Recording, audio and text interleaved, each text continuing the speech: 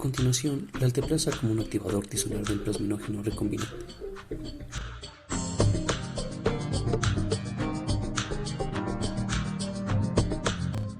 Terapia enzimática. El concepto que conocemos de enzima terapéutica existe desde hace apenas 40 años. Las enzimas utilizadas como fármacos tienen dos características importantes, por las cuales se diferencian de los medicamentos tradicionales. Como primer punto, a diferencia de los fármacos, se unen y actúan sobre sus objetivos con gran afinidad. En segundo lugar, las enzimas son muy específicas y actúan como catalizadores para convertir múltiples moléculas de objetivo en productos deseados. Estas dos características hacen que las enzimas sean fármacos específicos y potentes, capaces de llevar a cabo una bioquímica terapéutica en el organismo, que las moléculas pequeñas no pueden. Pero bueno, ¿y qué es la alteplasa? Esta es una forma de activador del plasminógeno tisular, el cual es producido en un laboratorio. Una enzima recombinante del TPA, una serina proteasa. ¿Y qué son estas serinas proteasas? Estas serinas proteasas son hidrolasas, que degradan enlaces peptídicos de péptidos y proteínas, y que poseen en su centro activo un aminoácido serina esencial para la catálisis enzimática. Esta clase de enzimas incluye a la tripsina, quimotripsina, subtilisina, granzima, entre otras. Y bueno, se preguntarán, ¿qué aplicaciones tiene la alteplasa? Entre sus aplicaciones están disolver los coágulos de sangre y entre sus usos el tratamiento de ataques cardíacos. Esta también es usada para tratar accidentes cerebrovasculares y además coágulos en los pulmones. Los tromboembolismos pulmonares son la segunda causa de muerte por cáncer. Es por esto que se está investigando el uso de alteplasa para el tratamiento de estos si se llegase a presentar, lo que expande la expectativa de vida de estos pacientes. ¿Qué es un activador del plasminógeno tisular? Pues es una proteína proteolítica implicada en la disolución de coágulos de sangre. Esta se origina por el gen PLAD, el cual se encuentra localizado en el cromosoma número 8.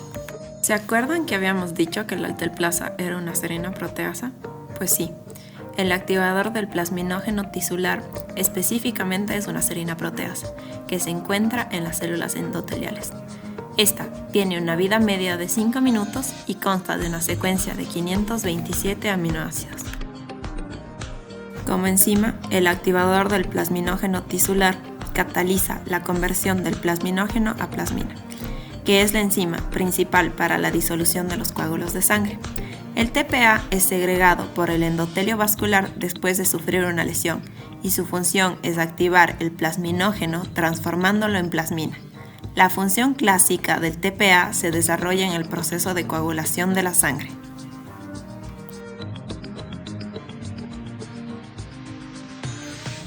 El incremento de actividad enzimática provoca hiperfibrinólisis o falta de coagulación, que se va a manifestar con hemorragias.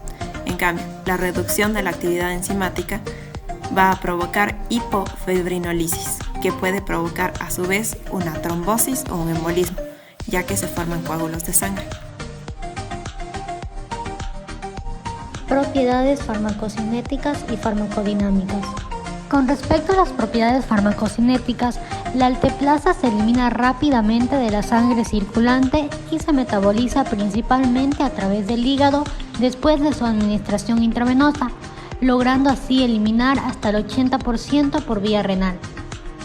La vida media de la alteplasa es de 4 a 5 minutos, lo que significa que al cabo de 20 minutos menos de un 10% del valor inicial estará presente en el plasma, y para la cantidad residual se determinó una vida media de 35 a 40 minutos. Con respecto a las propiedades farmacodinámicas, cuando la alteplasa se administra por vía intravenosa, permanece relativamente inactiva en el sistema circulatorio y para ser activada se conjuga con la fibrina, induciendo la conversión del plasminógeno en plasmina, lo que produce la disolución del coágulo de fibrina. La alteplasa se caracteriza por su actividad trombolítica. En esta ocasión, hay un estudio realizado en pacientes con infarto agudo de miocardio, embolia pulmonar aguda masiva, accidente cerebrovascular isquémico agudo, una población de edad avanzada y en una población pediátrica. En pacientes con infarto agudo de miocardio, el estudio con alteplasa a 100 miligramos durante 3 horas mostró una reducción de 30 días en la mortalidad en comparación con el placebo en pacientes tratados dentro de las 6 a 12 horas posteriores a la aparición de síntomas. En los casos en los que se observen signos claros de infarto de miocardio, el inicio del tratamiento dentro de las 24 horas siguientes a la aparición de los síntomas puede seguir siendo beneficioso. En pacientes con embolia pulmonar aguda grave e inestabilidad hemodinámica, la terapia trombolítica con alteplasa produjo una rápida disminución del tamaño del coágulo y de la presión arterial pulmonar. En este estudio no se obtuvieron datos de mortalidad.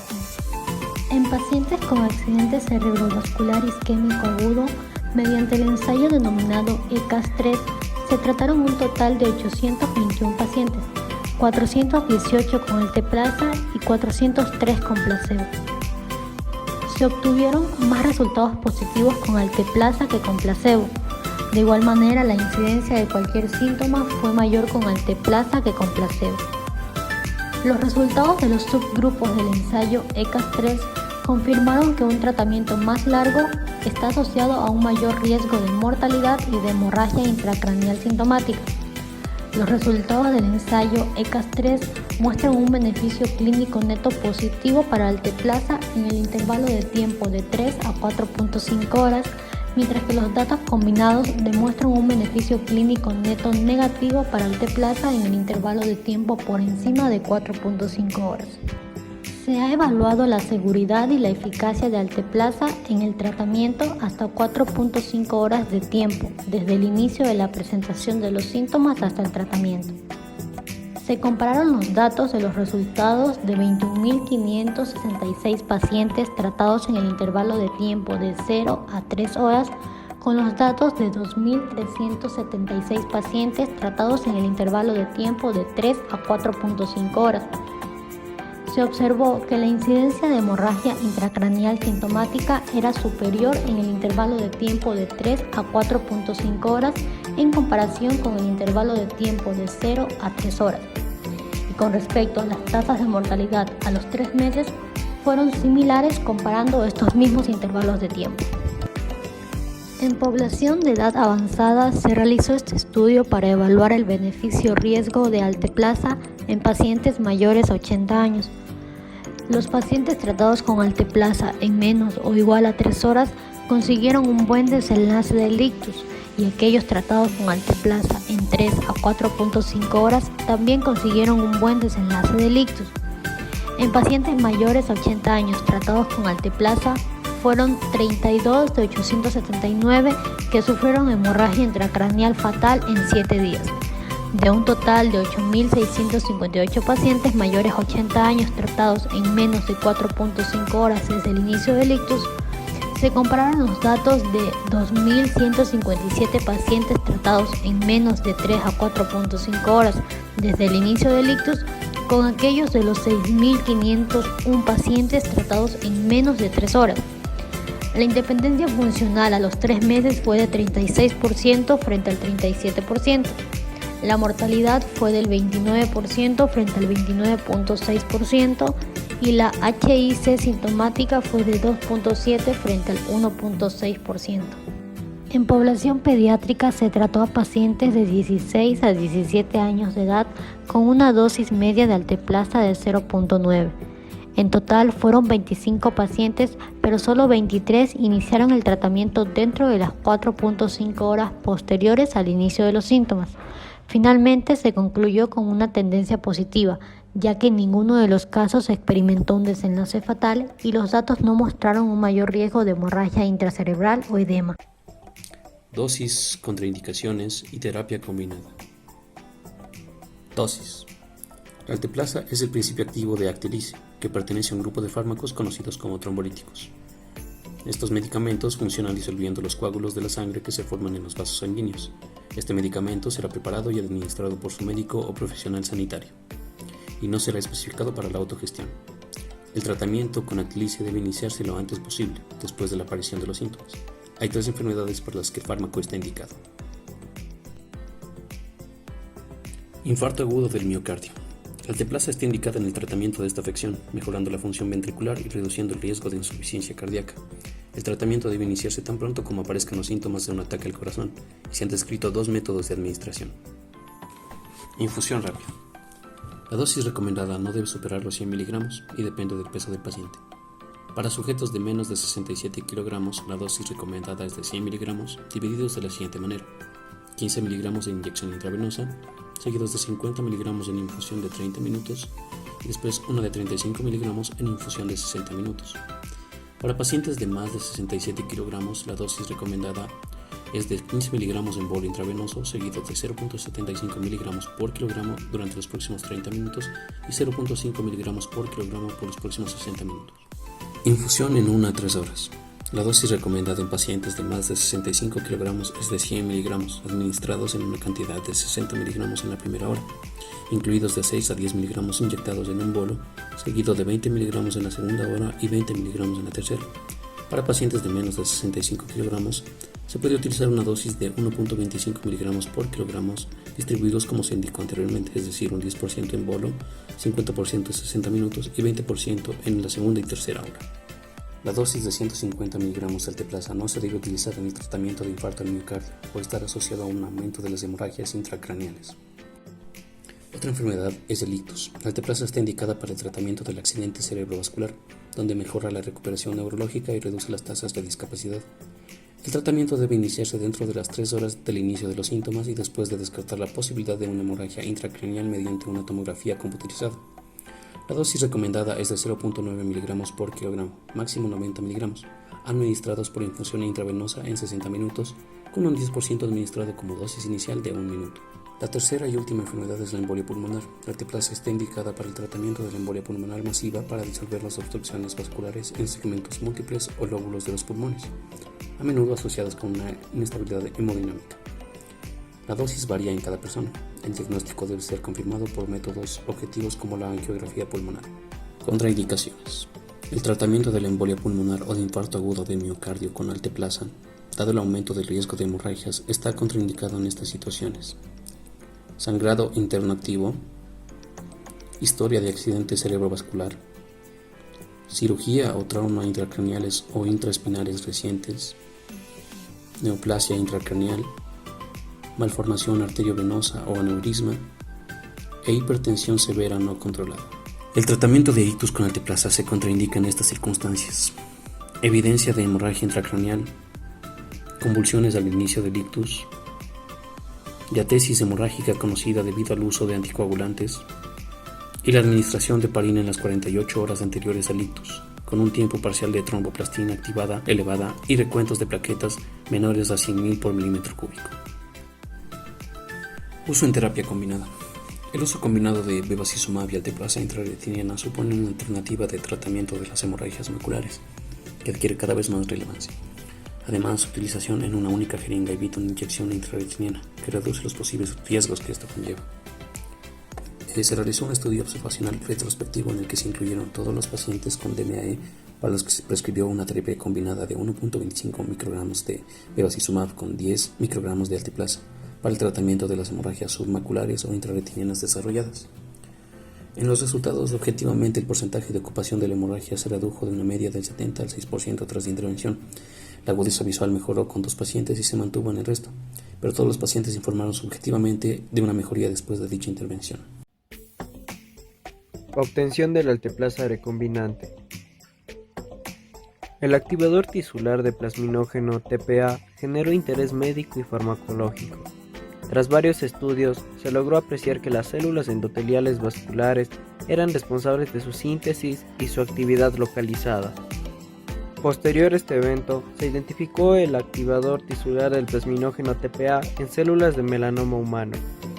Esto llevó inmediatamente a científicos interesados en sus propiedades, con ayuda de la ingeniería genética, a aislar el ARN mensajero responsable de expresar esta proteína, generando así un ADN complementario.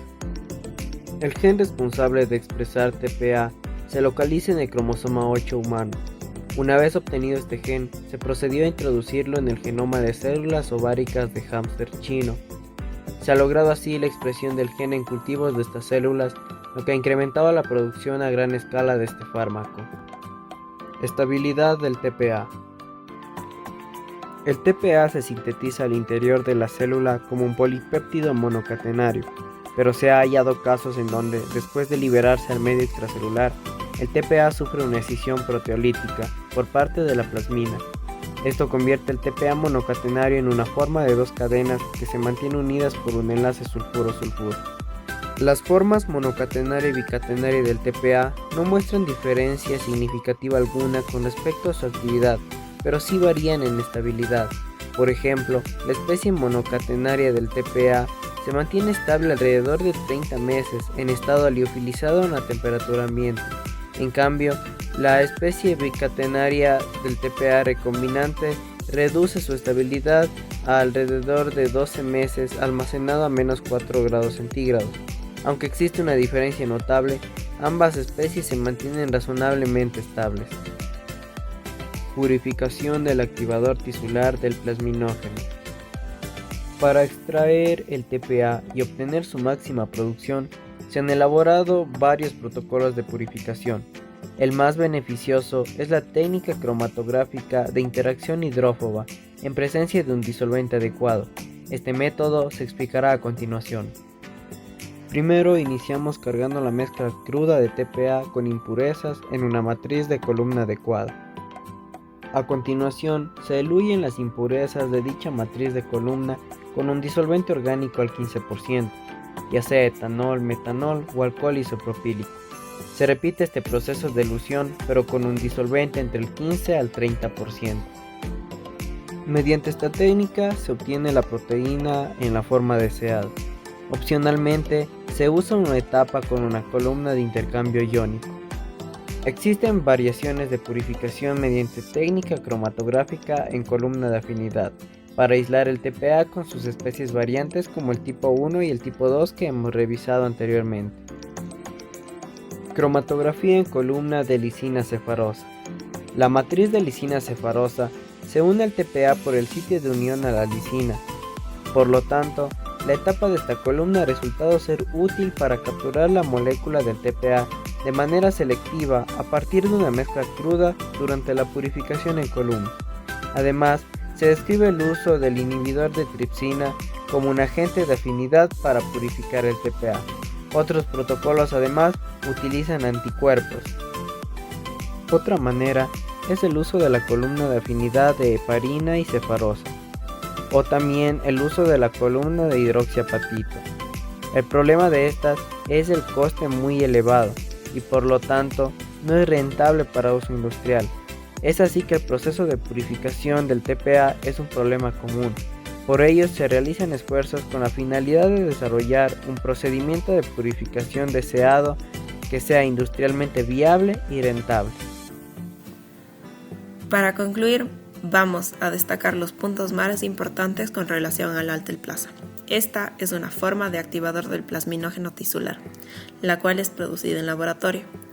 Pertenece al grupo de las serinas proteasas, las cuales son hidrolasas que degradan enlaces peptídicos de péptidos y proteínas, y que poseen en su centro activo un aminoácido serina, el cual es esencial para la catálisis enzimática.